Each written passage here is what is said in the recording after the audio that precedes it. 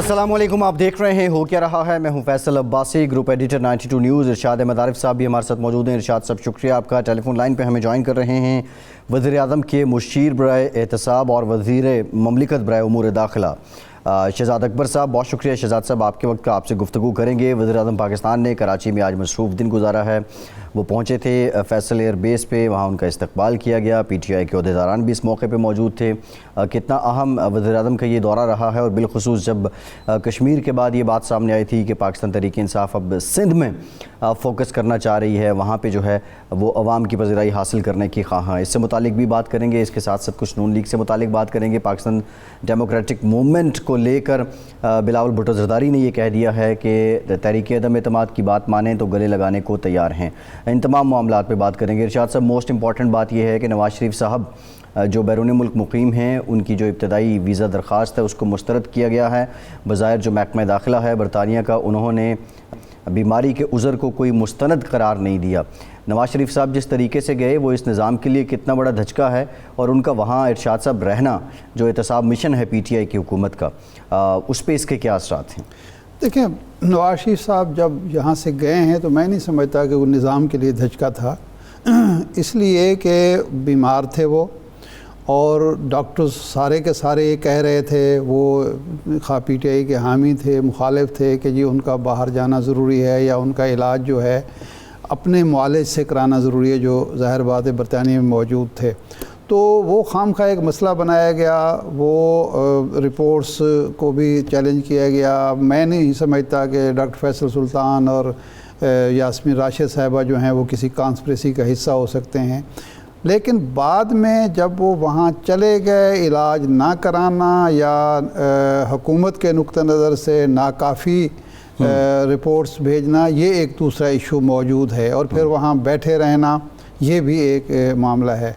अब जब हुकूमत बरतानिया का होम डिपार्टमेंट इस प्ली को नहीं मान रहा कि जी आप बीमार हैं और बग़र्ज़ इलाज यहाँ मुकीम हैं, तो मेरा ख़्याल है एक बड़ा सियासतदान जो 3 दफ़ा पाकिस्तान का वज़ीर आज़म रह चुका है, उसको ये ज़ेब नहीं देता कि वो अब वहाँ बार बार दरख्वास्तें डाले, बार बार रिक्वेस्ट करे, अपीलों में जाए, और वो कानूनी हरबे इख्तियार करे। मैं हरबे का लफ्ज़ इस्तेमाल कर रहा हूँ, वो इस्तेमाल करे, ये उसको ज़ेब नहीं देता। आम आदमी हो तो कोई जेल में बड़ी गर्मी है, बड़ी मक्खियाँ हैं, बड़े मच्छर हैं। जब आप इक़्तिदार की जंग शुरू करते हैं, सियासत में आते हैं, तो उसमें ये कहीं नहीं लिखा होता कि सिर्फ हमेशा आप इक़्तिदार में रहेंगे और हमेशा आप सहूलतें ही रियासत की एंजॉय करेंगे। उसमें दिक्कत भी इस मुल्क में इनसे ज़्यादा ख़ानदानी लोग उन मानों में कि जिनके बाप दादा रईस थे और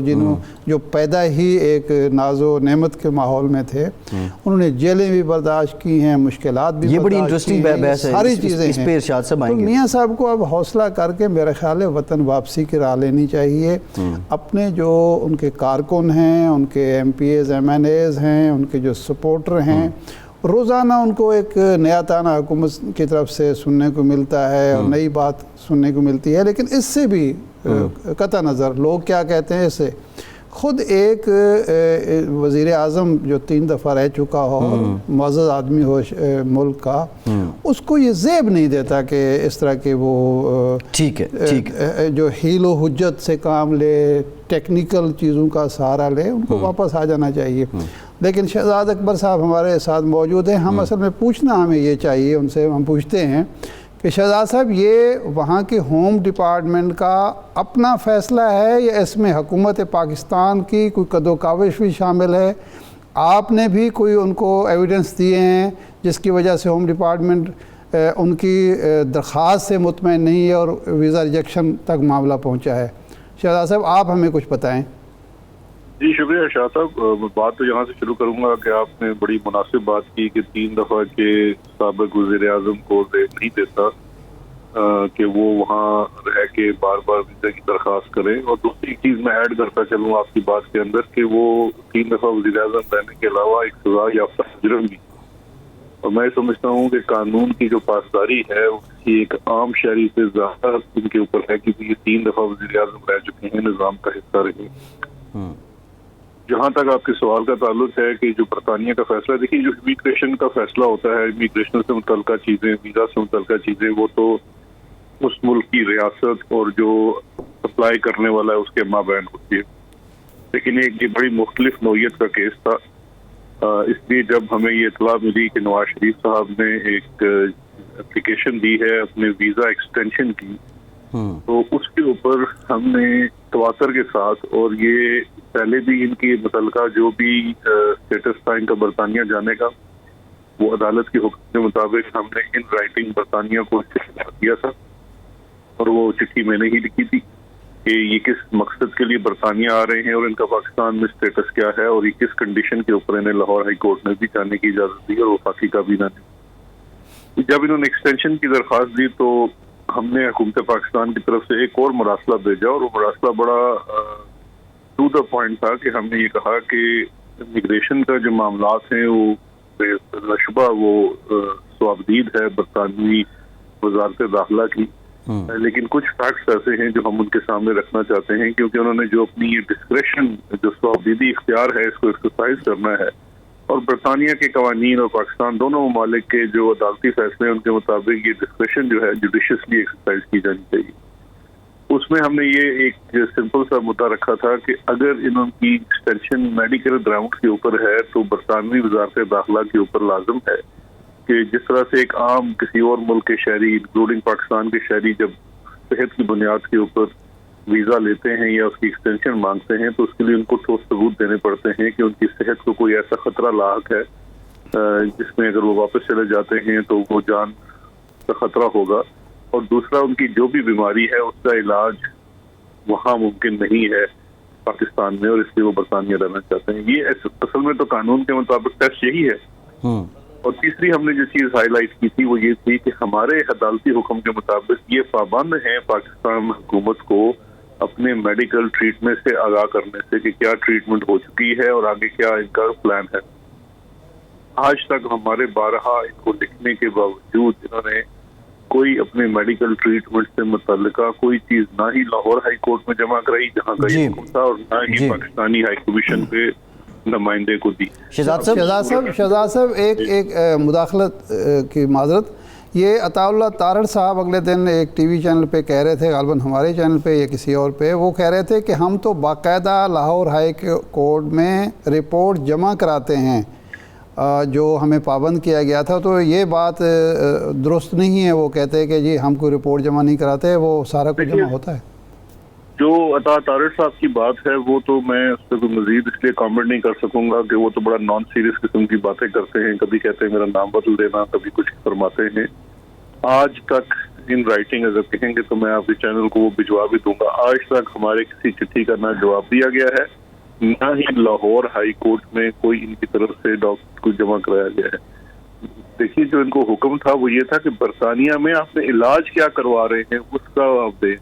آپ ڈاکٹر عدنان کی جو آپ کا ذاتی معالج ہے اس کی چٹھیاں بھیجیں تو وہ کسی طریقے سے بھی میٹر نہیں کرے گا جی. اس لیے یہ میں سمجھتا ہوں کہ وہ بات مناسب نہیں ہے کہ نہ ہی یہ سچ پہ مبنی ہے کہ انہوں نے لاہور ہائی کورٹ میں کوئی ڈاکومنٹس جمع کرائے ہیں، اور نہ ہی اس فیصلے کے مطابق اور اپنی انڈر ٹیکنگ کے مطابق انہوں نے حکومت پاکستان کے نمائندے کو اپنا کوئی میڈیکل ٹریٹمنٹ سے متعلقہ، میں تو اکثر یہ شوز کے اوپر بھی بات کی ہے کہ اگر نواز شریف صاحب نے کوئی ٹیکہ بھی لگوایا ہو برطانیہ میں 1.5 سال میں تو ہمیں آگاہ کر دیں، اس میں بتا دیں. اچھا شہزاد صاحب ایک بات تو کلیئر ہے کہ یہ تو جو صوابدید تھی یہ برطانوی حکومت کی تھی، ان کے محکمہ داخلہ کی تھی، لیکن آپ یہ کہنا چاہ رہے ہیں، موٹی سی بات جو ہمیں سمجھ آئی ہے کہ حکومت پاکستان نے جو حقائق ہیں وہ بتانے میں پورا کردار ادا کیا ہے، اور اگر یہ جو درخواست ابتدائی طور پہ مسترد ہوئی ہے تو اس میں آپ کی جانب سے جو مراسلے بھیجے گئے ہیں وہ بھی کہیں نہ کہیں کنسیڈر ہوئے ہیں.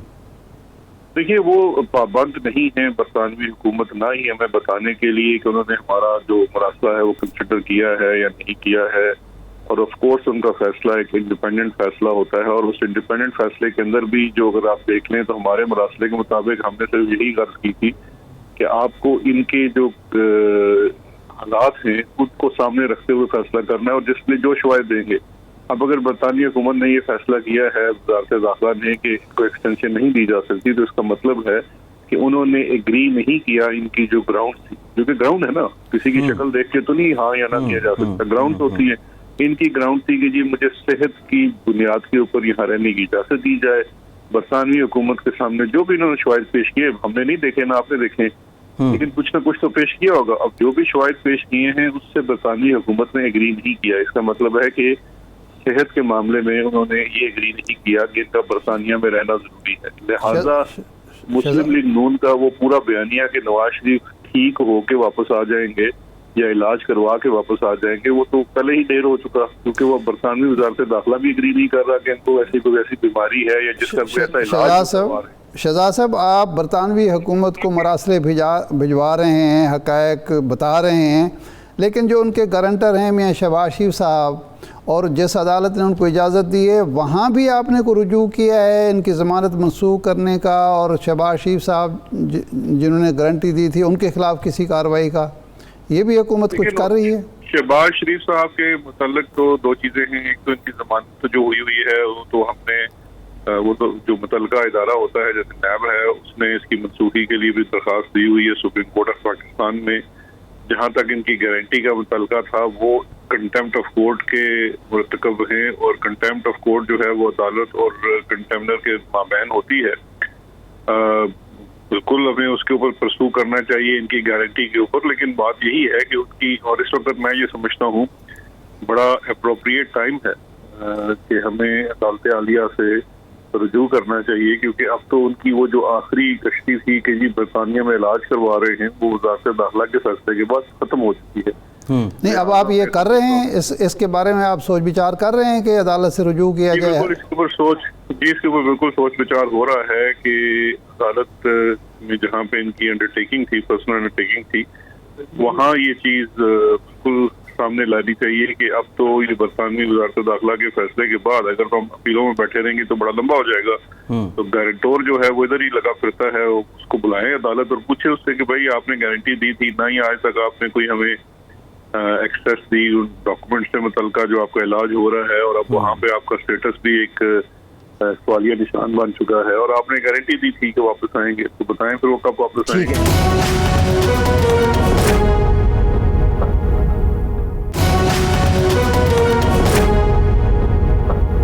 شہزاد صاحب, ایک نواز شریف صاحب تو اب باہر بیٹھے ہوئے ہیں, شہباز شریف صاحب یہاں ہیں, اور کہا یہ جا رہا ہے کہ ایک لال سہارا نیشنل پارک بہاولپور اور سیٹلر ٹاؤن کی زمینوں کا معاملہ ہے شہباز شریف صاحب کے خلاف, ایک اور کے اشتہار ہے. تو آپ کی ایک منسٹر ہیں وفاقی زرتاج گل صاحبہ, وہ کل بتا رہی تھیں کہ شہباز شریف اس کیس میں گرفتار ہوگا. تو اگر وہ کیس ایف آئی اے کا ہے یا نیب کا ہے یا کسی اور ادارے کا ہے, اور منسٹر صاحبہ یہ اعلان کر رہی ہیں, تو واقعی یہ تیاری کر لی گئی ہے کہ ان کو ارشاد صاحب جو ایگزیکٹلی کل منسٹر صاحبہ نے کہا کیا ہے, زرتاج گل صاحبہ نے کہا کیا ہے, پہلے وہ عوام کو بھی دکھاتے ہیں پھر آ کے شہزاد صاحب سے جواب لیتے ہیں. جی, کیا شہباز شریف بہاولپور اراضی کیس میں اب کی بار گرفتار ہوں گے؟ جی بالکل ہوں گے. نیشنل پارکس لال سہارا پارک کے 100 مربع زمین حمزہ شہباز, بلیغ الرحمان اور شہباز شریف نے اپنے نام کروائی, جو وہاں کے لوکل لوگوں کو ملنے تھے جن کی زمین نیشنل پارک میں آنی تھی. آپ سرکاری مشینری سے اس کے اندر پی وی سی لائن بچا کے باقاعدہ اس کے کھالے بنا لیں اور اپنا لوکل فنڈ اس کو جہاں کے دیتے, جو کہ گورنمنٹ, آپ شہباز شریف جب آپ خادم اعلیٰ ہوں تو کیا وہاں گرفتاری بنتی ہے کہ نہیں بنتی؟ شہزاد صاحب, یہ جس کیس کا ریفرنس دے رہی ہیں لال سہارا پارک کا زرتاج گل صاحبہ, کیا یہ کافی ہے شہباز شریف صاحب کی گرفتاری کے لیے؟ دیکھیے, کوئی بھی کیس ہوتا ہے اگر وہ کوگنیزیبل افینس ہے تو اس میں گرفتاری ہوتی ہے, اور گرفتاری جو ہے وہ تفتیشی افسر اور جو تفتیشی ادارہ ہے اسی کی یہ ڈسکریشن کے اوپر بھی ہے, اور اس میں کچھ قوانین کے تقاضے ہیں ان کو پورا کرنا ہوتا ہے, پھر بھی گرفتاری ممکن ہو سکتی ہے. اگر اس کے اوپر زرتاج گل صاحبہ نے بات کی ہے تو وہ ضرور اپنا ایک انالیسس دے رہی ہیں, بٹ نہ ہی وہ لیگل ایکسپرٹ ہیں, اور نہ ہی مطلب اگر میں بھی آج کہہ دوں جی کہ فلاں بندہ گرفتار ہو جائے گا تو وہ میرے حکم کے تابع تو نہیں ہے, چاہے وہ نیب ہو, ایف آئی اے ہو یا کوئی اور دوسرا ادارہ ہو. کیونکہ جب آپ کسی کو گرفتار کرتے ہیں کسی قانونی دائرے میں گرفتار کیا جاتا ہے, کیونکہ اس کو آپ کو فوری طور پہ جب آپ میجسٹریٹ یا سیشن جج یا اکاؤنٹیبلٹی کورٹ کے جج کے سامنے پیش کرتے ہیں تو سب سے پہلے آپ کو اپنے گراؤنڈ ریسٹ جسٹیفائی کرنے پڑتے ہیں. لیکن اگر تفتیش اس نہج پہ پہنچے جہاں پر ان کی گرفتاری جو ہے وہ ایک ضروری عمل ہو تو پھر تبھی تفتیشی ادارے گرفتار کرتے ہیں، کیونکہ چلان داخل کرنے سے پہلے ملزم کو یا گرفتار کیا جاتا ہے یا وہ بیل پہ ہوتا ہے. تو دونوں صورتوں میں یہ ایک لاجیکل پاتھ تو ہے، لیکن یہ نہیں کہا جا سکتا کہ کب وہ گرفتار ہوں گے یا ان کو گرفتار کیا جائے گا. اگر تفتیشی عمل کا وہ حصہ ہے کہ گرفتاری ہونی ہے تو وہ قانون کے مطابق ہوگی، اگر نہیں وہ سمجھیں گے تو نہیں ہوگی. شہزاد صاحب 2 دفعہ شہباز شریف صاحب گرفتار ہو چکے ہیں اور اس کے بعد وہ ضمانتوں پر رہا ہو چکے ہیں.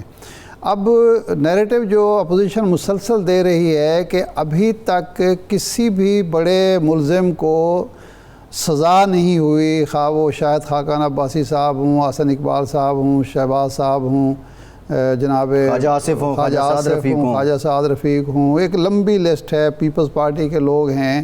ایک دفعہ اور اگر گرفتاری ہو بھی جائے اور پھر وہ ضمانت پر چلے جائیں تو اس سے تو احتساب کا پورا عمل مشکوک بھی ہوتا ہے اور آپ کا حکومت کا جو نیریٹو ہے وہ کمزور ہوتا ہے. تو اس پر بھی کوئی سوچ بچار ہو رہی ہے کہ بجائے نئے مقدمات بنانے کے پرانے مقدمات کے فیصلے ہوں؟ دیکھیے شاہ صاحب، یہ اس کو آپ کو تھوڑا سسٹمیٹیکلی اور لاجیکلی دیکھنا پڑے گا. جو تفتیشی ادارے ہیں تحقیقات کرتے ہیں، تفتیش کرتے ہیں، اس کے بعد وہ اپنا چلان عدالت میں سبمٹ کرا دیتے ہیں. جب چلان عدالت میں سبمٹ ہو جاتا ہے اس کے بعد عدالت ہی کے کیونکہ جو ایویڈنس ہوتا ہے اور جو ٹرائل ہے اس کو جو ایگزامننگ پریزائڈنگ آفیسر ہوتا ہے، جج ہوتا ہے، اس نے چلانا ہوتا ہے. ہمارے ہاں نظام کی خرابی میں سے کسی بات نہیں کرتا. ہمارے ہاں یہ نظام کی خرابی تو موجود ہے کہ مختلف cases, criminal cases, civil cases سالہا چلتے ہیں اور عدالتی نظام کے اندر کچھ جو کمیاں ہیں پروسیجر کے اندر. 200 سال پہلے کا پروسیجر کوڈ آپ کا بنا ہوا ہے جس میں اگر آپ یہی گننے پہ بیٹھ جائیں کہ کتنی اس کے اندر ایڈجرمنٹ لی ہے تو ایک بڑا لمبا سلسلہ ہو جاتا ہے. بہرکیف یہ چیز جو ہے سپریم کورٹ آف پاکستان کے نوٹس میں ہے. ہمارے صاحب نے بھی اسی چیز کو مد نظر رکھتے ہوئے اکاؤنٹیبلٹی کورٹس کے ججز کی تعداد بڑھانے کی بات کی ہے. اس میں ہم نے پہلی سٹیج میں 35 عدالتیں جو ہیں وہ بنائی ہیں. اسی کیونکہ ابھی عدالتوں کی چھٹیاں بھی تھیں تو اسی ماہ کے آخر میں لاہور میں 5 مزید عدالتیں قائم ہو جائیں گی اور 5 نئے ججز بھی اپوائنٹ ہو رہے ہیں. تو اس صورت میں جب آپ کے پاس ججز کی تعداد بڑھ جائے گی، کیس پہ ورک لوڈ کم ہوگا تو پروسیکیوشن کا عمل بھی تھوڑا تیزی سے چل سکے گا. شہزاد صاحب 3 سال گزر گئے. قانون دان جی 3 سال پہ بھی جواب دیتا ہوں، لیکن ایک قانون دان کے طور پہ میں سمجھتا ہوں کہ ہمیں اپنا جو civil procedure criminal procedure code ہے اور قانون شہادت ہے اس کو بھی شاید جدید تقاضوں کے مطابق کرنا پڑے گا. کورس یہ پارلیمان کا کام ہے. گورنمنٹ اپنے کرمنل ریفارم بل بھی لا رہی ہے اور اس کے اوپر کنسنسس ڈیولپ کرنا ہوگا کیونکہ وہ کیس اسپیسیفک نہیں ہے لیکن تقریباً ہر مقدمے میں بہت ٹائم لگتا ہے. جہاں تک آپ کہتے ہیں کہ 3 سال ہو چکے ہیں تو 3 سال کے عرصے میں پہلے آپ کی کیسز انکوائری سٹیج میں ہیں، انکوائری کے بعد انویسٹیگیشن ہوئی، انویسٹیگیشن کے بعد کچھ کیسز کے اندر ریفرنسز داخل ہو گئے. اب اگر شہباز شریف صاحب کی کیس کی بات کریں تو پچھلے 3 ماہ سے ان کی کورٹ میں جج نہیں ہے. 3 ججز جو تھے ان کا تبادلہ کر دیا گیا اور ابھی تک نئے جج تعینات نہیں ہوئے. تو وہ الزام حکومت کے اوپر تو نہیں آ سکتا. نہیں میں اور بات کرنے لگا تھا شہزاد صاحب، میں کہہ رہا تھا کہ 3 سال ہو گئے. اس سے پہلے کہ یہ مقدمات ریفرنسز ہوتے، پہلے اگر یہ جو سسٹم کی خرابی ہے یہ دور کر لی جاتی، پہلے اصلاحات کر لی جاتی ہیں اور اپوزیشن کو ساتھ ملا کے تو زیادہ بہتر نہ ہوتا تاکہ احتساب کا جو بیانیہ ہے وہ تو کمزور نہ ہوتا. وہ آپ نے کیا نہیں ہے اور آگے بھی کوئی نظر نہیں آ رہی. اس میں میں سمجھتا ہوں تھوڑا سا آپ اگر پچھلے اپنے ماضی کو دیکھ لیتے ہیں 1-2 سالوں میں تو حکومت نے بارہا کوشش کی اپوزیشن سے بات کرنے کے لیے کہ ہم انتخابی نظام کے اندر اصلاحات کرتے ہیں، کرمنل جسٹس سسٹم کے اندر اصلاحات کرتے ہیں، فیٹف کے لیے جو ہمیں اصلاحات کرنی. آپ خود گواہ ہیں اس چیز کے کہ اپوزیشن نے حکومت کو ہمیشہ بلیک میل کیا اور انہوں نے کسی بھی تعاون کے نتیجے میں NRO مانگا جو کسی صورت میں بھی پاکستان تحریک انصاف اور اس کی قیادت دینے کو تیار نہیں ہے.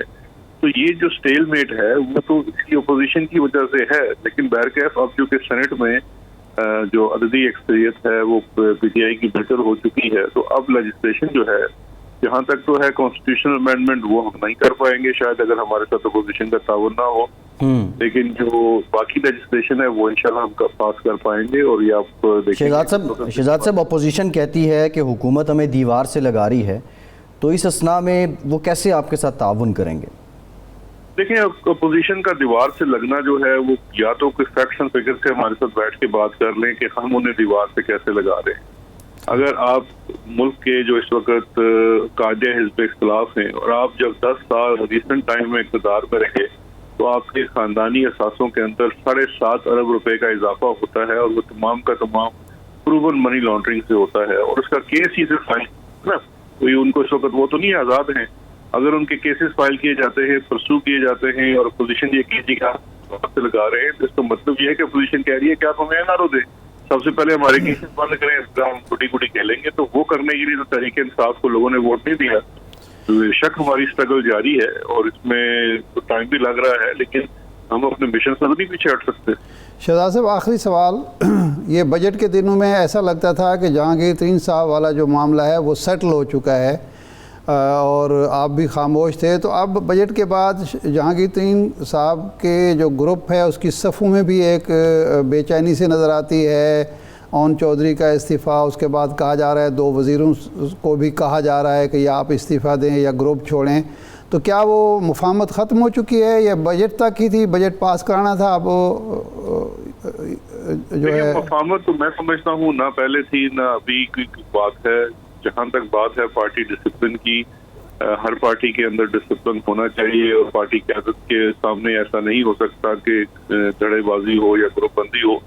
फायरकैफ सब इस पार्टी का हिस्सा है, ये एक ही खानदान है। पाकिस्तान तहरीक इंसाफ एक इस जमात का एक अपना वो है, उसके अंदर इख्तिलाफ राय ज़रूर हो सकता है मुख्तलिफ इशूज़ के ऊपर। कुछ लोगों को ये इख्तिलाफ राय था, उसके लिए उसकी तसल्ली के लिए पार्टी की सतह पे दोबारा से चीज़ों को देखा गया और फिर वही डिसीजन सबको कन्वे किया गया और बात खत्म हो गई। जहाँ तक ओन चौधरी साहब की बात है, तो देखिए जो लोग तो इलेक्टेड नहीं, चाहे मैं हूँ या ओन चौधरी साहब हों, we serve at the will of chief executive. अगर ओन चौधरी साहब के ऊपर चीफ मिनिस्टर साहब को लगा कि भी उसकी जरूरत नहीं है तो उन्होंने इस्तीफा दे दिया या बर्खास्त कर दिया। तो यही सेम सिचुएशन हर किसी की है। तो मैं नहीं समझता कि इसमें कोई बहुत ज्यादा कोई इसका देखने की जरूरत है। बाकी जो टीम लीडर होते हैं, चाहे वो पंजाब की सतह पे हों या बाकी सतह पे हों, अली जहांगीर के खिलाफ कोई कार्रवाई अब नहीं होगी? देखिए, मैंने जिस तरह पहले अर्ज किया, चाहे अली जहांगीर हो, शहबाज शरीफ हो, हमजा शहबाज हो, कोई भी शख्स हो, सबके मुताबिक, सबके लिए कानून के मुताबिक कानून नाफिज करने वाले इदारे कार्रवाई करेंगे और अदालत के सामने अपने केस लेके जाएंगे और वो हर चीज एज पर द लॉ होगी। वो तो ना कोई मुफाहमत है और ना किसी के साथ ज्यादती है और कानून जो है वो अपने उस मंतक के मुताबिक और अपने जो उसके कवानीन है, उन कवायद है, उसके मुताबिक चले। जी ठीक, बहुत शुक्रिया शहजाद अकबर साहब। आपके वक्त का ब्रेक लेते हैं और ब्रेक के बाद जब वापस आएंगे तो जो इस वक्त सियासी बिसात है उसमें जो बयानात सामने आ रहे हैं, पीडीएम को लेकर बिलावल भुट्टो ने ऑफ़र की है, कितनी मुस्तनद और संजीदा है, ब्रेक के बाद बात करते हैं।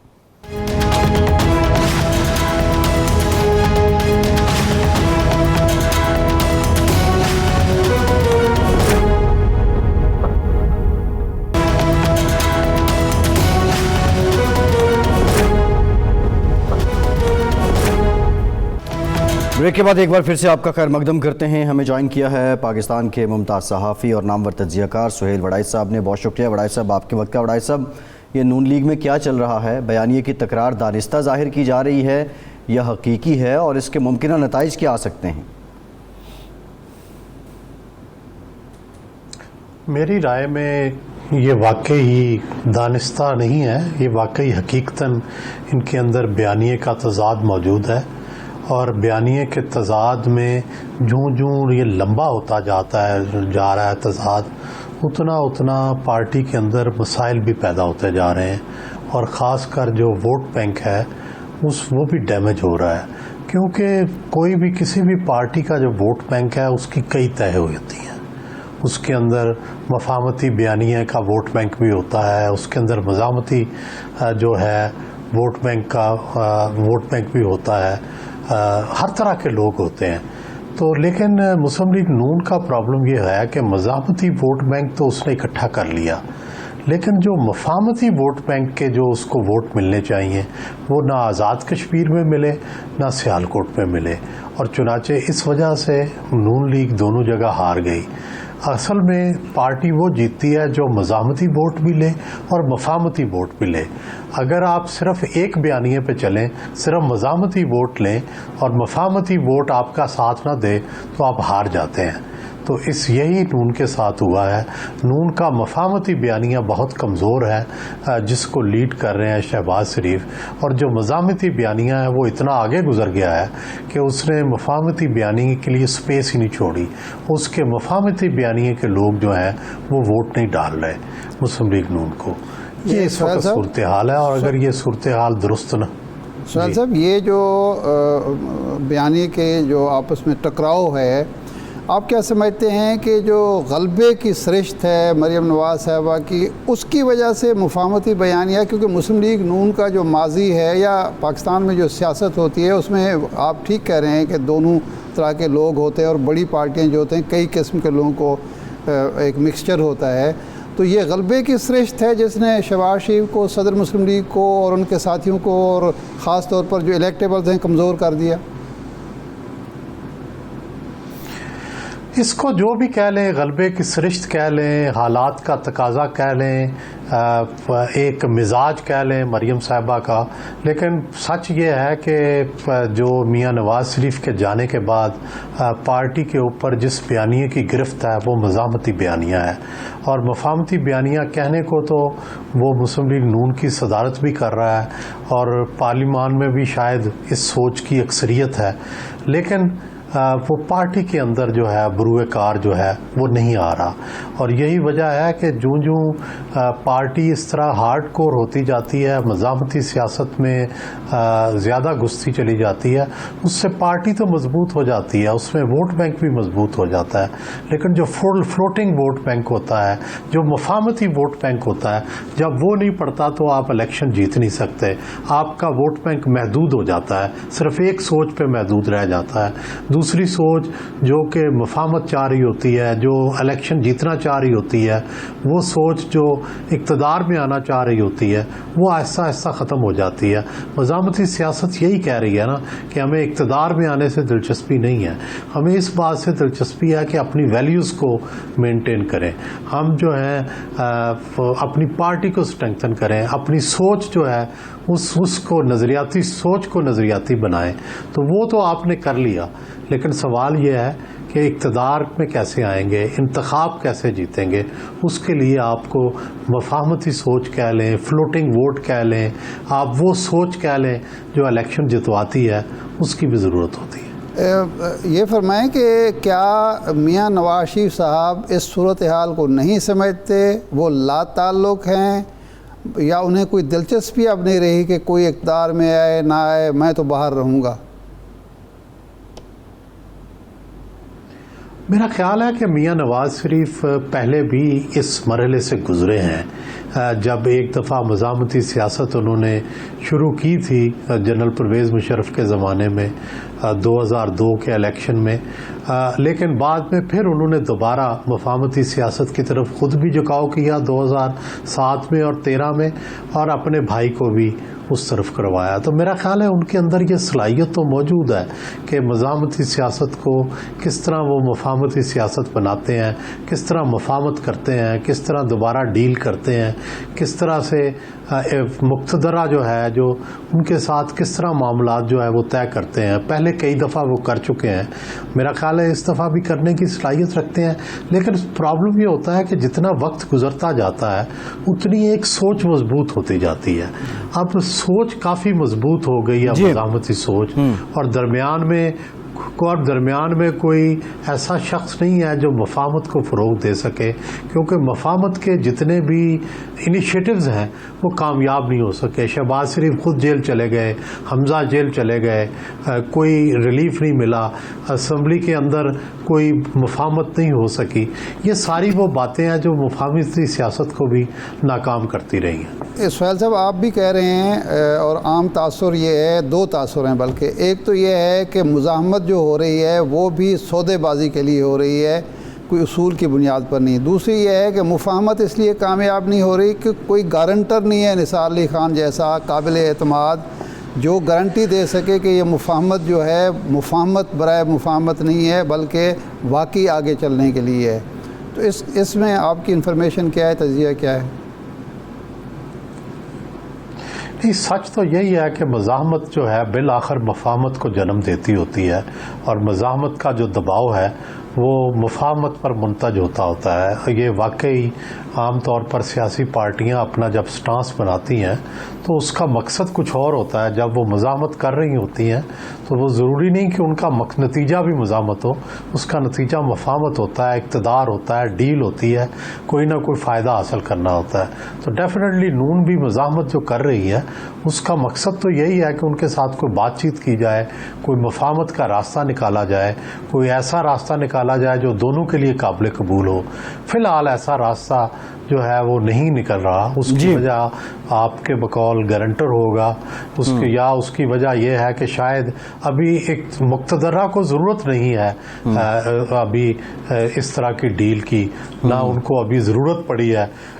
उसको उनके नून के बगैर अगर इक़्तिदार चल रहा है, हुकूमत चल रही है, और तो उन्हें क्या ज़रूरत है अच्छा वड़ाई साहब डील करने की। वड़ाई साहब, पीटीआई के जो इस वक्त हालात हैं, तरीन ग्रुप फिर अपने उसके रिजर्वेशन सामने आ रहे हैं, ये पीटीआई की नैया में ये शिगाफ जो है ये बढ़ेगा, और ये जिस तरह बिलावल साहब तहरीक अदम एतमाद की आज भी बात कर रहे हैं, क्या इस तरह का कोई नतीजा सामने आ सकता है?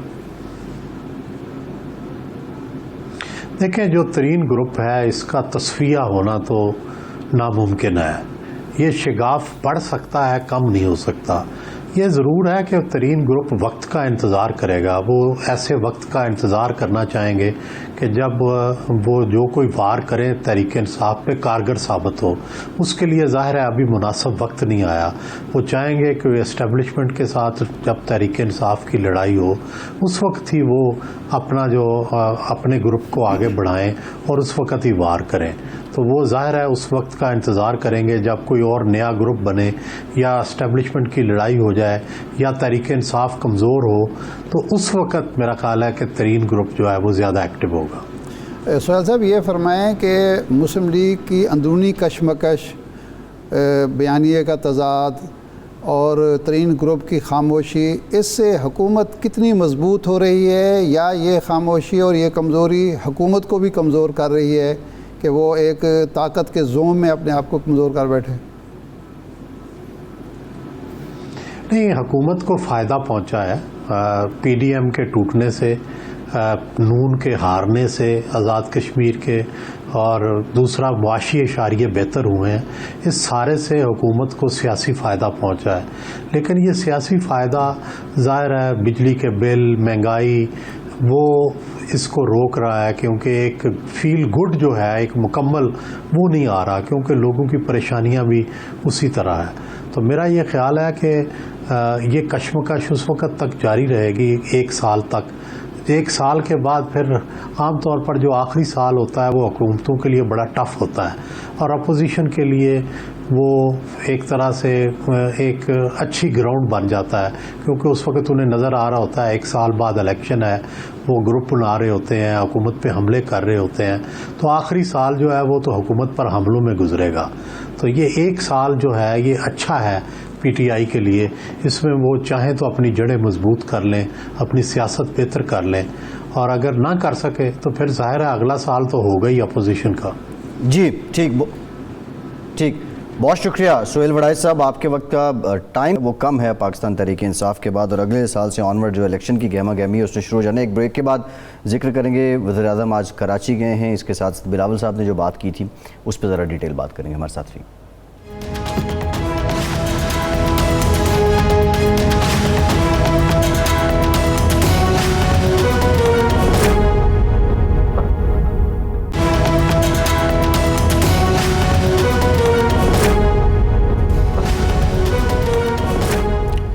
ब्रेक के बाद एक बार फिर से आपको खुशामदीद कहेंगे। इरशाद साहब, बिलावल साहब कहते हैं कि तहरीक अदम एतमाद के मामले पे आगे बढ़ें तो पीडीएम को गले लगा सकता हूँ।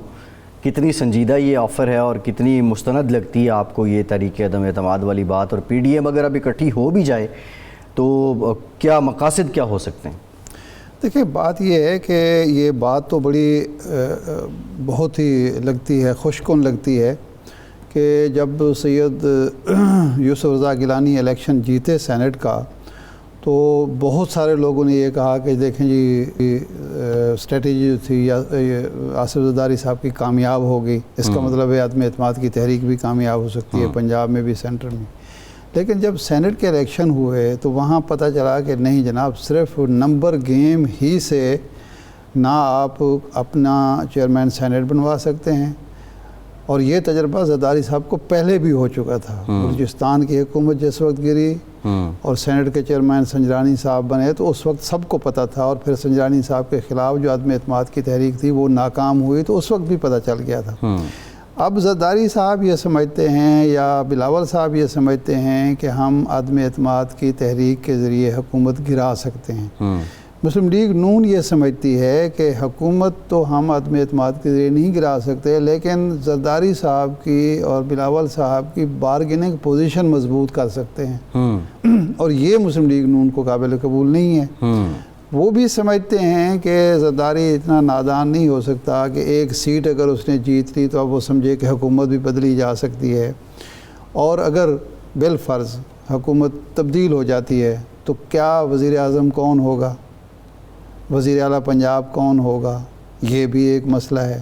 مسلم لیگ کا اندرونی جو تضاد ہے جس پر ہم بات کر رہے تھے، سہیل بڑائے صاحب بھی بات کر رہے تھے، وہ بھی اجازت نہیں دیتا کم از کم پنجاب کی سطح پر عدم اعتماد کی تحریک کو، کہ اگلا سوال یہ ہوگا کہ وزیر اعلیٰ کون ہے، وہ کیا مریم صاحبہ تیار ہیں حمزہ شہباز کو وزیر اعلیٰ کے طور پر تسلیم کرنے کے لیے؟ وہ اپنے چچا جان کو ارشاد صاحب سال اور گزر جائے، یہی مسلم لیگ نون، یہی پیپلز پارٹی جو وفاق میں اپوزیشن کی جماعتیں ہیں، یہ تو بہتر پوزیشن میں ہوں گی نا سیاسی اعتبار سے۔ اگر ان کی تنظیم ٹھیک ہوئی، اپنا گھر ان کا ان آرڈر ہوا تو یہ تو پھر بہتر پوزیشن میں ہوں گی سیاسی اعتبار سے، کیونکہ یہ اپوزیشن میں ہے، حکومت پہ تو لائبلٹی ہے نا۔ دیکھ یہ مسئلہ نہیں ہے مسلم لیگ نون کا، یہ ایشو نہیں ہے۔ مسلم لیگ اپنے آپ کو اس سطح پر ایکسپوز نہیں کرنا چاہتی، جب تک اس کی تنظیم سازی مکمل نہیں ہوتا، یہ طے نہیں ہوتا کہ اس کا حقیقی لیڈر پاکستان میں کون ہے، مریم ہے یا شہباز شریف صاحب ہیں، فیصلہ کس کا چلے گا، اس وقت تک وہ ایسے کوئی رسک لینے کے لیے تیار نہیں ہے، تاکہ وہ ایکسپوز ہو جائے، فائدہ اس کا زرداری صاحب اٹھا جائیں اور اس کے ہاتھ میں کچھ بھی نہ آئے۔ ایک تو پہلو یہ ہے۔ دوسرا یہ ہے کہ کیا مسلم لیگ یہ سمجھ سکتی ہے یا سمجھتی ہے کہ اس وقت جو فیصلہ کن جو قوتیں ہیں وہ عمران خان سے یا تحریک انصاف سے واقعتاً مایوس ہو چکی ہیں اور حکومت کی تبدیلی چاہتی ہیں؟ ایک دوسرا۔ تیسرا جو ایشو ہے وہ اس وقت پاکستان پھر فور فرنٹ پہ آ گیا ہے، انٹرنیشنل جو ایشوز ہیں، جو افغانستان کا ایشو ہے، اس کی وجہ سے یہاں پھر ایک سوچ جنم لے رہی ہے کہ اب اگلی حکومت کا جو کسی کی حکومت بنانے یا بگاڑنے کا فیصلہ ہوگا وہ اس بیس پہ ہوگا کہ اس کی افغان پالیسی کتنی کامیاب ہوتی ہے، افغان پالیسی سے وہ کتنا فائدہ اٹھا سکتا ہے یا اٹھاتا ہے، کیونکہ افغانستان کے لیے میں ہمارے لیے اپورچونٹیز بھی بہت زیادہ ہیں لیکن چیلنجز اس سے زیادہ ہیں۔ امریکہ اپنے شکست کا اور نیٹو اپنی شکست کا، یورپ اپنی شکست کا، جو اپنی حماقتوں کی وجہ سے ہوئی ہے شکست، اس کا ملبہ پاکستان پر ڈالنا چاہتا ہے۔ اب یہ بہت بڑا امتحان ہے موجودہ حکومت کا کہ وہ یہ ملبہ اپنے اوپر نہ ڈالنے دے اور اپنے آپ کو پیش نہ کرے ملبے کے لیے، کیونکہ عوام جو ہیں یورپ کے اور عوام جو امریکہ کے ہیں وہ سوال کر رہے ہیں اپنے حکمرانوں سے، اپنی فوجی قیادت سے کہ یہ 20 سال آپ نے کیوں ضائع کیے، یہ ہمارا ٹیکس کا پیسہ کیوں ضائع کیا، $2000 ارب آپ نے کیسے ضائع کر دیا، اور آپ تو گئے تھے طالبان کو وہاں ختم کرنے، آپ ان سے معاہدہ کر کے آگئے، آج امریکہ کہہ رہا ہے افغانستان کی سیکیورٹی کی ذمہ داری ان کی نیشنل جو افغان آرمی ہے ان کی ذمہ داری ہے، پینٹاگن نے یہ کہہ دیا ہے۔ تو اس سوال سے بچنے کے لیے یا اس مواخذے سے بچنے کے لیے وہ ملبہ پاکستان پر ڈالنا چاہتے ہیں، حالانکہ پاکستان کا کیس بڑا کلیئر ہے، جناب والا ہم نے نقصان اٹھایا، ہمارے ہاں جب 80,000 لوگ شہید ہو رہے تھے وہاں طالبان کی حکومت نہیں تھی، وہاں آپ اور آپ کے جو گماشتہ لوگ تھے، اشرف غنی ہوں یا حامد کرزئی ہوں، ان کی حکومت تھی۔ وہاں بھی جو نقصان ہوا آپ کے دور میں ہوا، یہاں بھی جو نقصان ہوا آپ کے دور میں ہوا۔ تو یہ ایک امتحان درپیش ہے۔ اگر اس میں موجودہ حکمران سرخو نکلتے ہیں، موجودہ حیات مقتدرہ میں لفظ استعمال کروں گا، اسٹیبلشمنٹ اگر وہ سرخو نکلتی ہے تو پھر آگے نہیں خیال میرا کہ نون لیگ کو یا پیپلز پارٹی کو کچھ مل سکتا ہے۔ لیکن سر جو گراؤنڈ ریئلٹیز ہیں، گورننس ہے، مہنگائی ہے، یہ مسائل بھی اپنی جگہ، بھی ہوں گے، یہ بھی لیکن فیکٹر تو ہے نا یہ آنے والی ہوں گے، حکومت کے لازماً ہوں لیے۔ گے۔ ٹھیک ہے ارشاد صاحب، پروگرام کا وقت ہو گیا، آپ کا آج کے پروگرام سے اتنا ہی۔